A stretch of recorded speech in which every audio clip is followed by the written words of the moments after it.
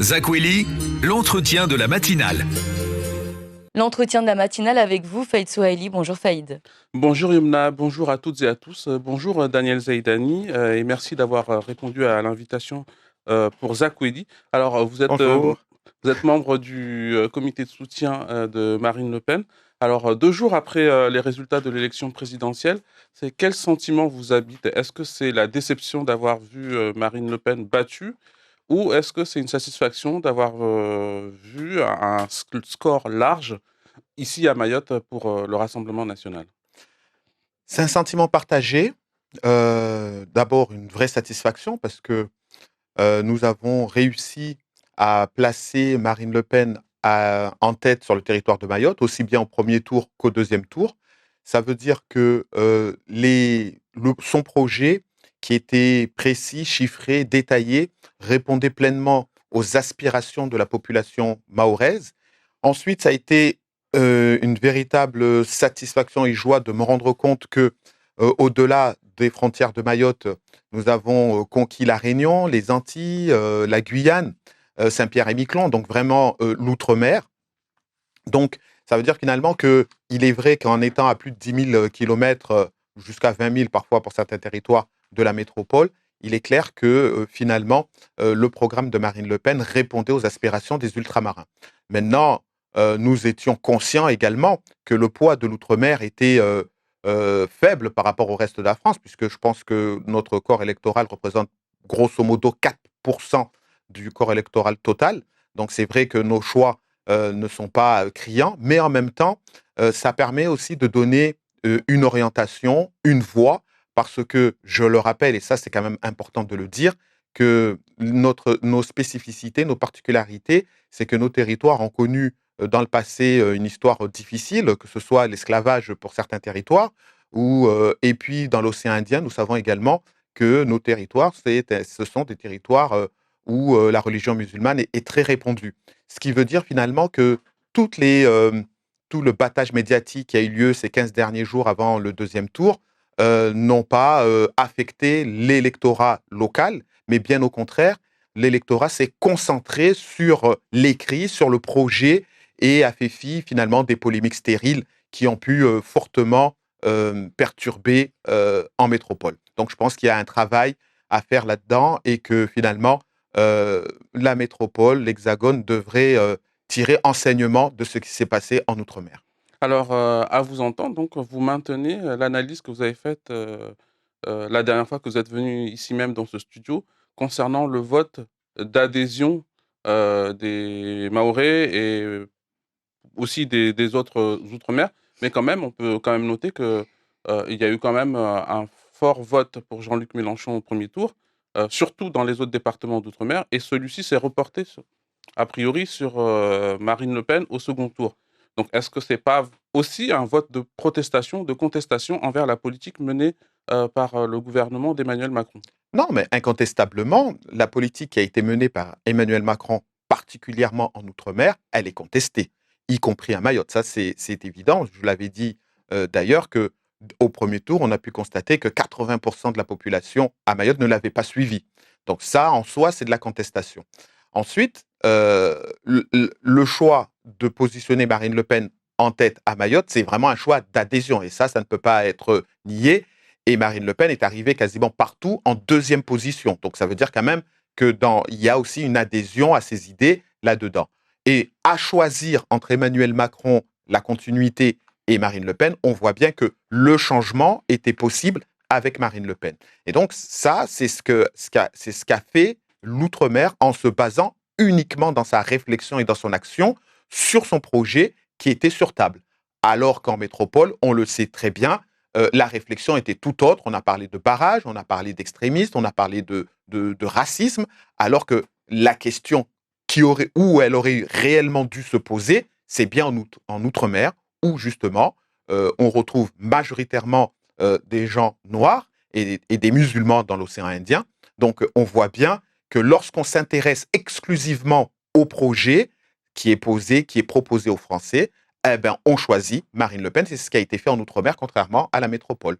Alors qu'est-ce qu'il a manqué donc pour, convaincre, Et qu'est-ce que devra faire en fait Emmanuel Macron? Donc il a dit dans son discours qu'il sera le président de tous les Français, qu'il a entendu le message, mais la configuration était la même il y a 5 ans. Il a aussi, il y a 5 ans, il y a beaucoup de gens qui ont voté pour lui pour faire barrage à Marine Le Pen.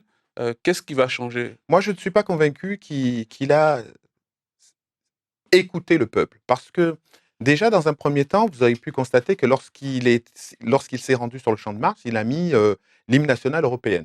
On aurait préféré, très sincèrement, nous qui sommes nationalistes, patriotiques, souverainistes, on aurait préféré qu'on mette en avant plutôt euh, euh, l'hymne national français, Et puisque il a été c'était. chanté quand même, Mais l'hymne national l'entrée, non, c'est français. symbolique. Nous sommes dans les symboles, nous sommes dans les messages. Et donc, nous aurions préféré qu'il rentre sur scène avec l'hymne national. Bon, maintenant, ceci ayant été fait, je pense que ça donne Après, c'est d'une un certaine Européen manière, convaincu ça aussi. donne aussi d'une certaine manière son orientation et sa vision et sa manière de voir les choses. C'est-à-dire l'écoute, oui, mais à demi. De la même manière, peut-être ça n'a pas été suffisamment été repris dans les journaux locaux, mais moi, ce que j'ai retenu surtout de son discours, c'est lorsqu'il a dit oui, je suis conscient que je n'ai pas été choisi président sur mon programme, mais plutôt en faisant barrage aux idées de Marine Le Pen. Et là, je m'en inquiète parce que justement, en Outre-mer, si nous avons choisi Marine Le Pen, en particulier à Mayotte, c'est surtout pour ses idées. Lorsqu'il est question de la sécurité, nous sommes conscients que la manière dont est approchée cette problématique par le gouvernement actuel n'est pas satisfaisante. Nous voulons des résultats et les résultats ne sont pas là, donc il faut changer de méthode. Pareil sur l'immigration, pareil sur le pouvoir d'achat, pareil sur l'inflation qui est en train de frapper le territoire. Donc là, nous avons besoin qu'il y ait une prise en compte de nos problématiques et de nos échanges. Ensuite, je tiens quand même à signaler que euh, à Mayotte, ce qui a fait vraiment défaut finalement à Emmanuel Macron, c'est l'absence d'écoute. On l'a bien vu sur la loi Mayotte. On nous l'a proposé pour donner un avis. Le Conseil général s'est exprimé, a émis un avis négatif et aussitôt le dialogue a été rompu. C'est pas comme ça. Nous voulons un peu plus de respect, d'écoute et d'attention, de bienveillance de la part du gouvernement et qu'on considère les élus de Mayotte comme des élus en capacité d'apporter euh, peut-être des solutions qui seraient différentes de ce que le gouvernement envisage. Ça, c'est ce qui a fait défaut à Mayotte et dans le reste de l'outre-mer. Il ne s'agit pas simplement, comme trop souvent Emmanuel Macron l'a mis en avant, de mettre en avant les moyens financiers qui ont été mis sur le territoire. Vous avez vu à La Réunion, juste avant les élections, ça a été 450 000 euros pour le conseil régional pour la route du littoral. À Mayotte, ce sont les maires qui se sont targués de dire voilà, nous avons les moyens pour faire les investissements. Le pont de Mangajou, le pont de Zoumonier, bon, c'est des investissements très modestes, mais bon, apparemment, lorsqu'on a l'habitude de rien avoir, on est très satisfait d'avoir un petit peu. Mais ce qui est clair, c'est qu'il faut maintenant s'intéresser à l'humain parce que les Maoris vivent mal, de plus en plus mal. Ils sont inquiets pour leur avenir, ils sont inquiets pour l'avenir de leurs enfants, ils ont besoin d'être rassurés. Et aujourd'hui, il n'y a aucune garantie que notre avenir sera meilleur avec Emmanuel Macron, Ouais. sauf si il change sa manière de faire la politique et qu'il s'intéresse non pas aux moyens, mais aux résultats. Daniel Zaidani, donc vous parlez d'écoute. Vous avez été président du conseil général à l'époque. Vous avez fait de nombreuses missions, aussi bien à Paris, à Bruxelles et même ailleurs, donc pour faire entendre les besoins de Mayotte, pour faire entendre la voix des Mahorais. Donc ce problème d'écoute, il ne date pas d'aujourd'hui. C'est quoi le problème? Ben, je pense que le problème, il peut être double. Lorsque j'étais président, j'ai fait effectivement beaucoup de missions, mais en même temps, j'ai obtenu des résultats. Je tiens quand même à rappeler que sous François Hollande, nous avons obtenu le RSA et nous avons réussi et convaincu le gouvernement d'Hollande à l'époque de le faire passer de 25 à 50%. Je rappelle également que l'indexation qui est apparue en 2013, c'est sous l'impulsion de la grève de la vie chère et ensuite soutenu par le conseil départemental à l'époque, sous ma présidence, qui a permis de voir un texte de loi qui a mis en place cette indexation qui finalement a atteint les 40%. Donc, force de constater que les 5 dernières années, les 5 années qui viennent de s'écouler avec Emmanuel Macron, nous n'avons strictement rien obtenu au niveau social. Alors, C'est la raison pour laquelle... le problème, c'est les interlocuteurs que vous avez en face, ou est-ce que c'est la méthode des Ben, élus locaux je pense que quand même, lorsque vous avez la grande majorité des parlementaires, que vous avez la grande majorité des maires, que vous avez la grande majorité des intercos, donc la grande majorité des élus qui sont derrière Emmanuel Macron, et alors que concrètement, sur le territoire de Mayotte, nous n'avons pas obtenu grand-chose, ça veut dire que la grande majorité des élus se contentent de peu, ils ne sont pas ambitieux pour leur territoire, et ils ne sont pas du tout en phase avec leur population. Moi, je rappelle encore une fois que le rôle d'un élu, c'est de défendre la population. Combien de fois nous avons entendu, et vous, vous êtes bien placé pour le savoir puisque vous les recevez lorsqu'ils sont candidats, moi, je n'ai pas de parti, mon parti c'est Mayotte, je travaille pour les Mahorais, et nous l'avons bien vu dans le cadre de cette élection, finalement, ces élus-là qui prenaient Mayotte d'abord, ils ont fait la campagne pour Emmanuel Macron d'abord, pour Paris d'abord, et les Mahorais après. C'est pas comme ça que je conçois la politique, et c'est pas comme ça que Mayotte avancera si nos propres élus que nous avons choisis ne se battent pas d'abord pour la voix des Mahorais. Alors, vous me tendez la perche, donc maintenant l'élection présidentielle est passée, viennent les élections législatives. Alors, pour le Rassemblement national, donc il y a eu un gros score ici à Mayotte, mais on sait aussi que le parti ne pèse pas vraiment dans les élections locales. Comment le Rassemblement national va-t-il capitaliser sur ce score? Et est-ce que vous allez vous impliquer avec le Rassemblement national? Pourquoi pas vous présenter sous les couleurs du Rassemblement national pour ces élections législatives? Merci pour cette question qui intéresse beaucoup de monde, même si j'y ai répondu à plusieurs reprises, mais une de plus, il y a aucune difficulté là-dessus. Je me suis investi dans cette campagne présidentielle parce que je pense que ce qui était important, c'est de savoir quelle était l'orientation politique que les Mahorais souhaitaient. J'étais convaincu que le projet qui était soutenu par Marine Le Pen, et il y avait quand même 12 candidats, je le rappelle, c'est le projet qui est sorti en tête. Donc, à mon sens, aujourd'hui, les candidats aux élections législatives devraient porter les idées et défendre les idées qui étaient défendues par Marine Le Pen.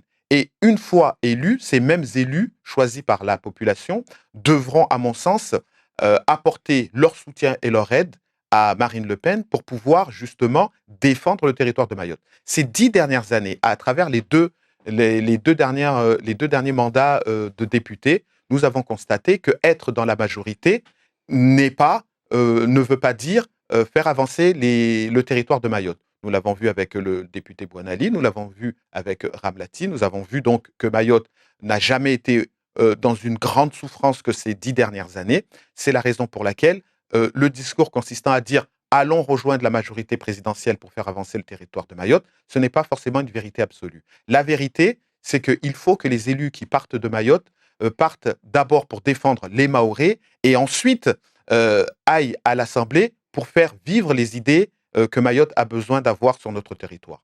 Donc pour ces élections, vous l'admettrez vous aussi, qu'aucun candidat, me semble-t-il, s'est très clairement affiché auprès de Marine Le Pen. Il n'est pas trop tard, mais nous, ce que nous voulons pour Mayotte, nous voulons que les Mahorais puissent choisir un candidat qui défendra les idées de Marine Le Pen. Est-ce qu'il y en a un? Vous savez, les élections, les listes ne sont pas encore arrêtées, les candidats ne se sont pas tous exprimés. Certains d'entre eux, aujourd'hui, ont fait part de leur choix de soutenir Jean-Luc Mélenchon, qui a la responsabilité à l'échelle nationale de voir la reconduction de Emmanuel Macron, ou d'autres, tout simplement, ont fait le choix de s'afficher très clairement auprès d'Emmanuel Macron.